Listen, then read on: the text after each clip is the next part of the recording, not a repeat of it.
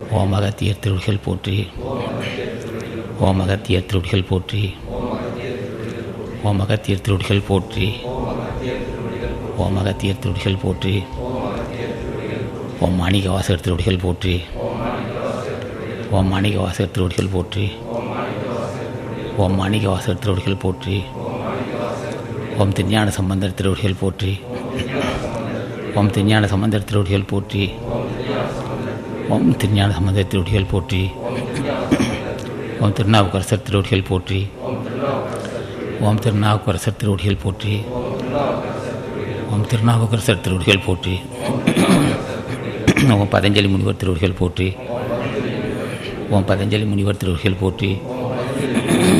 ஓம் பதஞ்சலி முனிவர் திருவடிகள் போற்றி. ஓம் ராமலிங்க சாமிகள் திருவடிகள் போற்றி. ஓம் ராமலிங்க சாமிகள் திருவடிகள் போற்றி. ஓம் ராமலிங்க சாமிகள் திருவடிகள் போற்றி.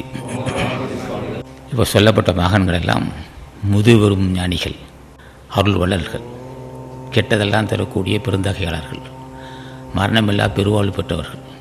எதையும் செய்வார்கள், எதையும் செய்வார்கள், எதையும் செய்வார்கள். அவர்களால் செய்ய முடியாத ஒன்றில்லை. கண்டித்த கடிகள் கடலை புகட்டி கடைக்கப்படியாளாவில் இருந்தார் மஸ்தான் சாஹிப். பாதி கடுகளை, கண்டித்த கடுகுன்னா பாதி கடுகளை 7 கடலையும் விட்டு அடக்கி வைக்க முடியும்னு சொன்னார். அவ்வளோ வல்லமை உள்ளவர்கள் ஞானிகள். இப்போ நான் சொல்ல வேணாம், யாரும் கை நாட்டு நினைக்க வேணாம். அது ஏதோ பொங்க புளியோரை சாப்பிட்டு பூரி மாசா சாப்பிட்டு ஞானி ஆகலை.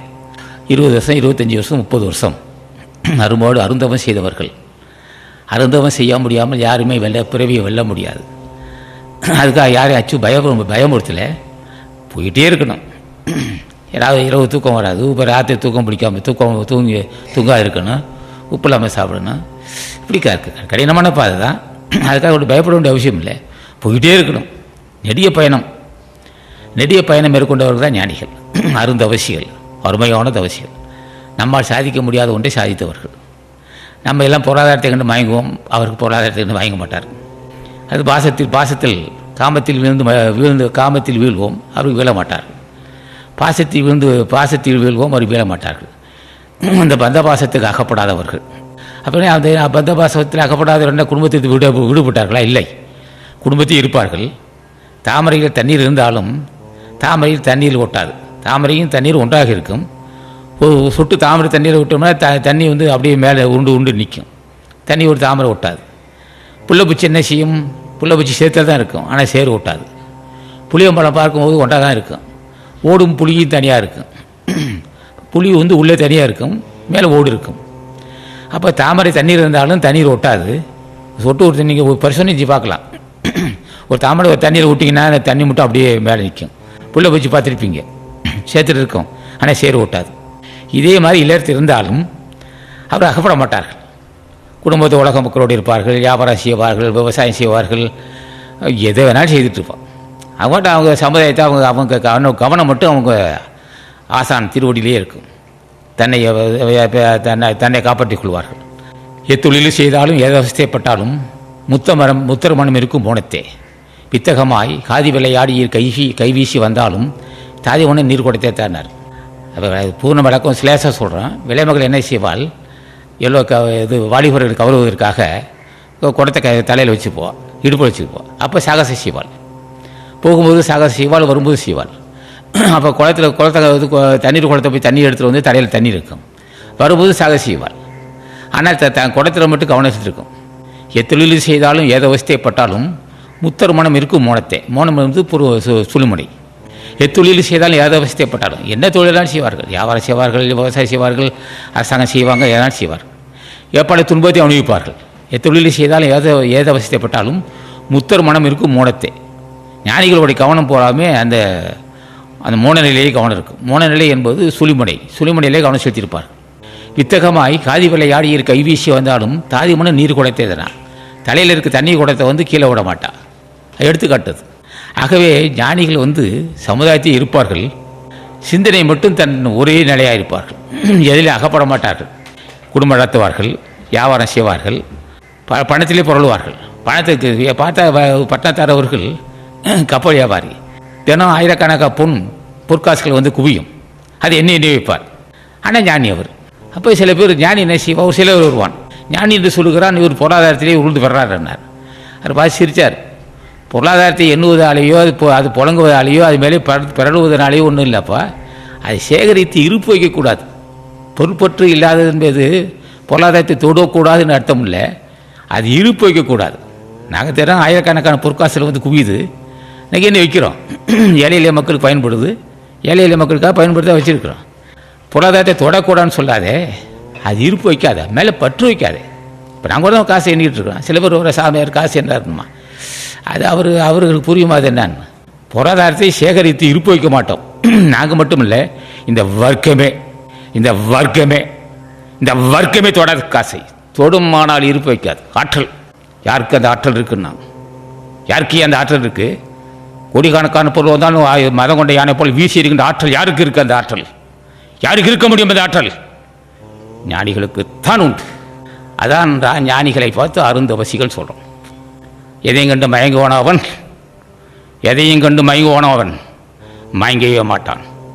மயங்குவது போல் நடிப்பான், இல்ல இடத்தில் இருப்பான், வியாபாரம் செய்வான். ஆற்றல் அதான் அருந்தவம். அதான் கண்டித்த கடிகள் கடலை புகட்டி கலைக்கபடி ஆளவழி. அந்த ஆற்றல் பெற்றவர்கள் யாருன்னா, இது நான் சொல்லப்பட்ட ஞானிகள் அத்தனை பேரும் 100 ஞானிகள். அவர்களை ஏன் பூஜை செய்யணும்னு கேட்டான். அவர்கள் பெறுவதற்கு மிகப்பெரிய ஆற்றல் பெற்ற ஞானிகள் திருவடியை ஏன் பூசிடுமோ? ராமலிங்க சுவாமிகள் ஐயா, மாணிக்க வாசகா, திருஞான சம்பந்தரையா, திருநாவுக்கரசையா, பதஞ்சலி முனிவா, அருணகிரிநாத, அகத்தீசா, ஏ கூப்பிட்றானா 3 அருள் வேணும்டான். அருள்னா என்னன்னு கேட்டான். நோயில்லா உடம்பே அருள். நோய் இல்லாத உடம்பு, மாத்திரை மருந்து ஊசிக்கு வேலையில்லாத உடம்பே அருள் உடம்பு. அறுசுவை கிடைக்கணும், அதுவும் அருள். தான் விரும்புகின்ற அறுசுவை. காலையில் இன்றைக்கி இட்லி வேணும், இட்லிக்கு சட்னி சாம்பார் வேணும், குருமா வேணும். இட்லி வேணும், சட்னி சாம்பார் வேணும், குருமா வேணும், கொத்தமல்லி சட்னி வேணும். இப்போ இன்றைக்கி கொத்தமல்லி சட்னியும் தேங்காய் சட்னியும் சாப்பிட நான் விரும்புகிறோம். கிடைக்கணுமில்லவா? கிடைச்ச அருள் தான். இட்லியும் பதமாக இருக்கணும். பதமான இட்லியும் கொத்தமல்லி சட்னியும் அல்லது தக்காளி சட்னியும் தேங்காய் சட்னியும் வேணுனால் விருப்பமான உணவு கிடைத்தால் அருள். கிடைச்சது, சாப்பிட்டோம், ஜீரணமாகணுமில்லவா? அதுவும் அருள் தான். தான் விருப்பமான உணவு கிடைக்காவிட்டால் அருள் இல்லை. ஏயா அகத்தீசா, எதுக்கு உனக்கு நான் கூப்பிட்டேன்னா, மகனே நீ எதை விரும்பினாலும் செய்திருக்கேன். உனக்கு நோய் இல்லா வாழ்வு தந்திருக்கிறேன். என் நாமத்தை சொன்னால் அகத்தீசா அடிமை ஏற்று அருள் செய்ய வேண்டும். மகனே என்ன உனக்கு என்ன வேணும்னா, அடிமை ஏற்று அருள் செய்யணும். புரிஞ்சுக்கையா, நான் நோயில்லா வாழ்வு வரணும், நல்லா தூங்கணும், 6 மணி நேரம் 5 மணி நேரம் தூங்கணும், நல்லா ஓய்வு எடுக்கிறதுக்கு இடம் வேணும். அதுவும் அருள் தான். திண்ணதிரில் படுத்திருந்த முடியுமா? மூட்டை பூச்சி, கொசு, இது மாதிரி கொடுமைக்குள்ள படுக்க முடியுமா? ஆரோக்கியமாக படுக்கக்கூடிய இடம், துர்நாற்றம் இருக்கக்கூடாது அங்கே. அதுவும் துர்நாற்றம் வந்தால் அதுவும் அருள் இல்லா செயல் தான், பாவத்தை சின்னதான். நல்ல சுற்றுப்புற சூழ்நிலை அமைந்திருக்கணும். ஓய்வு எடுக்கும் போதும் படுப்பதற்கு நல்ல பாய் மெத்தை இருக்க வேண்டிய அவசியம் இல்லை. மெத்தையிலும் படுக்கலாம், அது பஞ்சு மெத்தையில் படுக்கலாம், பட்டு மெத்தையிலும் படுக்கலாம், குற்றமில்லை. தெளிவடைந்தவன் எங்கே வேணாலும் இருப்பான். தேட வந்த பஞ்சு பட்டதை படுத்த நட்டமாக பட்டு மெத்தையிலும் படுக்கலாம், பஞ்சு மெத்தையிலும் படுக்கலாம், பாயிலையும் படுக்கலாம், குற்றமில்லை. ஓய்வு எடுக்க நல்ல இடம் அருள் உள்ள மக்களுக்கே கிடைக்கும். அது கொசு இல்லை, அங்கே பனி இல்லை, குளிர் காலத்துக்கு போர்வையும் கொசு இல்லாத ஒரு கொசு வலையை அமைச்சிக்கலாம். அப்போ கொசு வலை இருந்தால் புண்ணியம் செஞ்சதை கொசு வலை கிடைக்கும், இல்லைன்னா கொசு வலையை கடந்து மடிய வேண்டியதான். அப்போ குளிருக்கு ஒரு போர்வை, நல்ல படுக்க இடம், துர்நாட்டம் இல்லாத இடம், அது ஆசான் அகத்தீசன் ஆசிய புண்ணியவனுக்கு தான் அமையும்.